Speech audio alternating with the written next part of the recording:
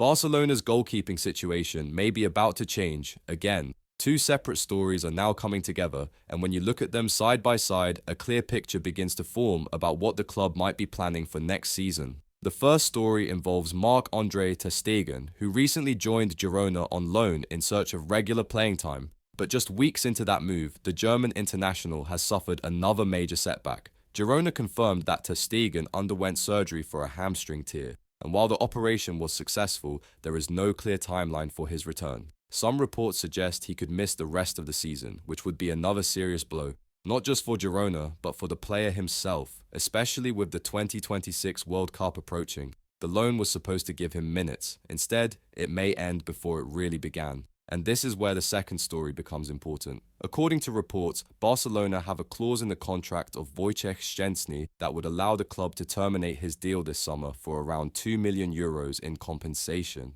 Szczęsny's contract currently runs until 2027, but the renewal included several clauses tied to the club's sporting plans. While both the coaching staff and the dressing room are said to be happy with his attitude and professionalism, his future is no longer guaranteed. Why? Because the long-term plan appears to revolve around Joan García as the number one. If that is the case, Barcelona only need one experienced backup, not two.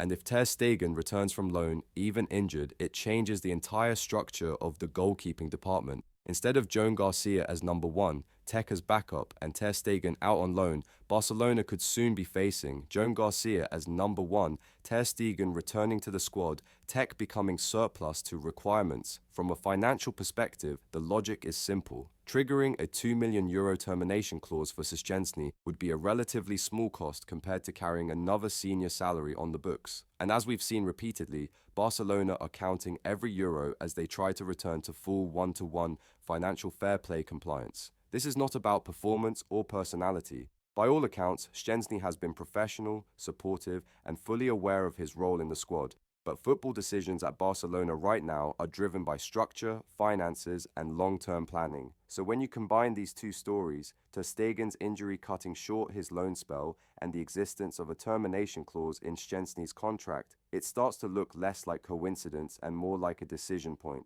Barcelona may soon have to choose keep Tech as experienced backup or restructure the department around Joan García and a returning Ter Stegen. No final decision has been made yet.